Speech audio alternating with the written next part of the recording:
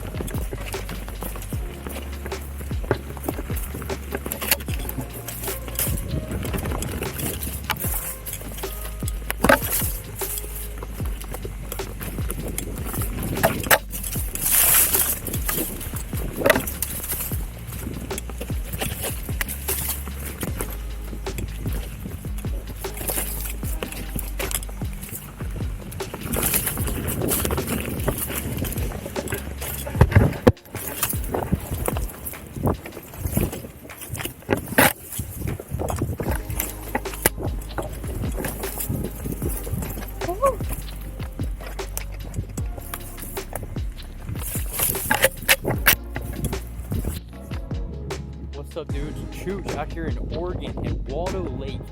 This is one of the cleanest, purest lakes in the entire world right here. Look at this.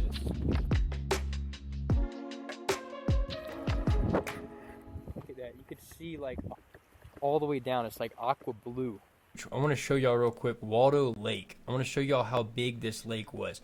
This was ridiculous, guys. Honestly, I got in way over my head. This was the most gnarly ride I've ever done on an electric unicycle, and I was honestly in a scary situation, guys. But I really enjoyed it. At the end of the day, I would never change it for a second. I had a total blast, and I'm just glad I made it back with no problems because of how long this ride was, with no supplies or anything like that. So check this out, guys. This was the lake I rode around. So this, you see how big this is on the map. This is no joke. Waldo Lake, I did the entire perimeter trail here. And guys, one thing that about me is if I go to a trail or something like that, usually I'll just keep going on it if I'm having a good time and just keep riding. And if I get to a point, then I'll turn back or whatever. But this one was just one of those. It was so interesting. It was so beautiful. I just kept going on it. And I didn't look. I literally looked at the trail map, guys, whenever I took off. But I didn't consider how long it was. Coming up through here, you pass this ski resort. So you can kind of see where this is. Waldo Lake is up here near the ski resort. And then you turn off right here. Keep going up. You go way up here, dudes. And then I turned in here. So this is the first place I turned into. And I was in the Shadow Bay area right here. I pulled up, parked right here, and then kind of checked it out, guys. But the thing is, I couldn't tell how big the lake was. So I was just kind of looking around and just in this area. I was thinking the lake was probably like this big maybe because of what I could see from over here.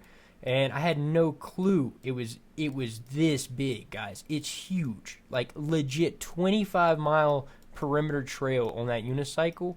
Dude, I came all the way around. See, you can see the trail here on where it's dead over there.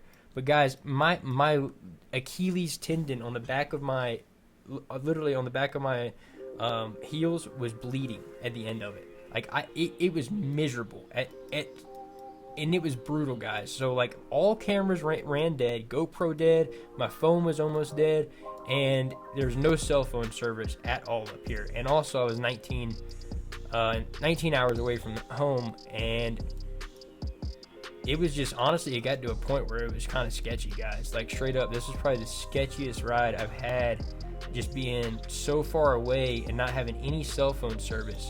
So I got all the way around. I just kept going like an idiot all the way around, way over here, guys. I passed this, I remember I passed this. This is awesome. I took some pictures and whatnot of this over here and went all the way around here. It was beautiful, legit enjoyable until about right here. And then I was like, dude, where am I at? And I had to make it all the way back around here. And as soon as I got to this spot, I was like, dude, this looks just like where I parked at. And I was all excited, but you can tell how easy it is to think that this was where I was, like, the right spot, but it wasn't. So I popped out here and I'm like, dude, where am I at? Still no cell phone service. New to the area. I was like, what do I do? So I ended up coming on this road a little bit, popping out here, but this doesn't connect. So you see, this road does not connect to anywhere unless you want to get on this main highway road out here. And I didn't really want to do that, so I ended up just getting back on the trailhead. So there's a trailhead that is in here, and it's just called Shoreline Trail, Shoreline Mafia, Shoreline Trail. But you just come around here, cruising, and then finally I saw someone on bikes like right here, and I'm like, hey, where am I at? How far do I have left to get back to the Shadow Bay trailhead, or the Shadow Bay parking spot? And they were like, yeah, you got another like 15 miles left. And I was like, no way. So that was, I mean, that was about like right there. It was probably like right here, actually, over here. And I was like, dude, no way. And it really did, dude. It zigzagged all through here, zigzagging. It took forever. And guys, I was so happy to be done with that damn trail. I seriously, like, I loved it, but I was so happy when I finally got back. Like, dude, I was like, legit, that was gnarly, man. And then I drove back 19 hours after doing this directly.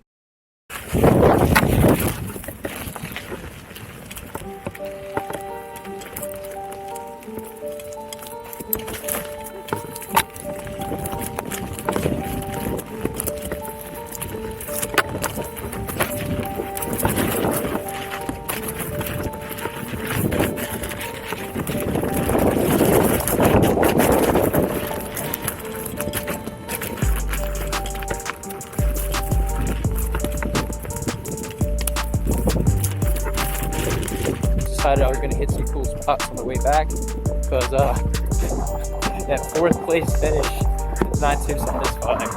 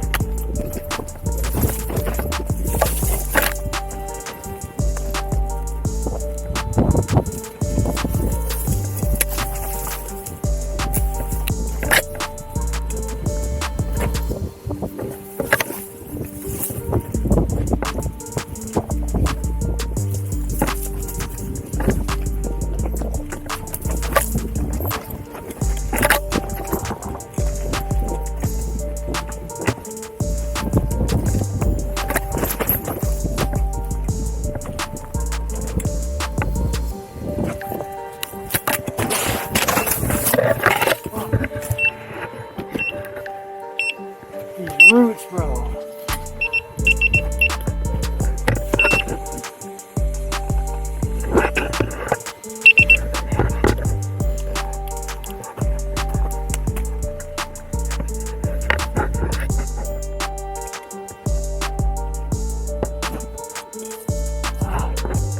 This is the hardest trail I've ever been. Holy crap.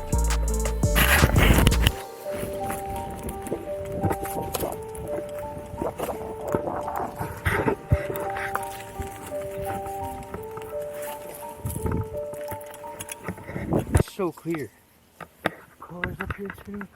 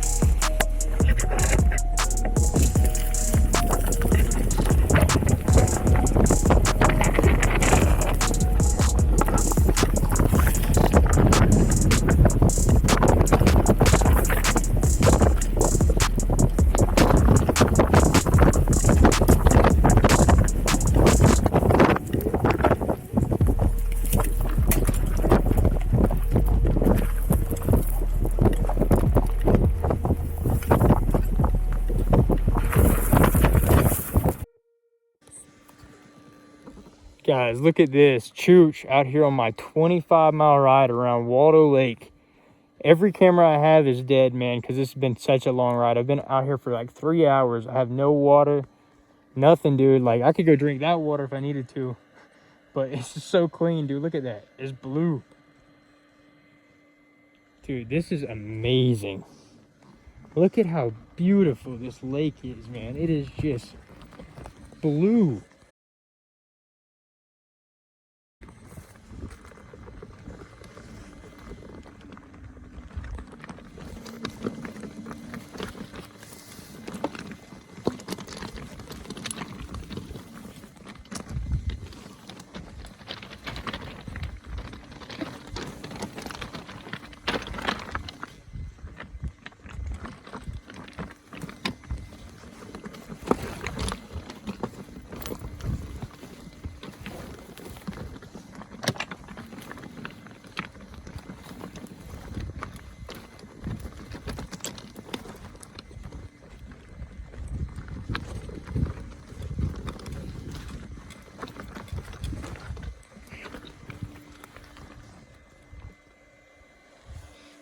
This is wild, dude.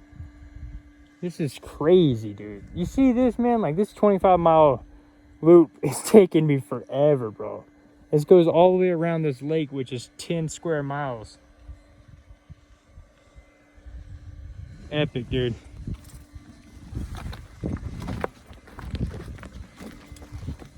Dude, like, this is sketchy.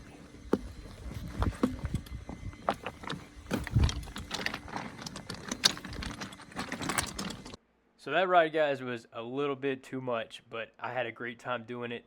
And you see, even with all the cameras dying, I got too much footage, and this was like overwhelming to edit, guys. I literally sat here staring at this thing for like hours, and finally was like, all right, I got to decide on something, get this out.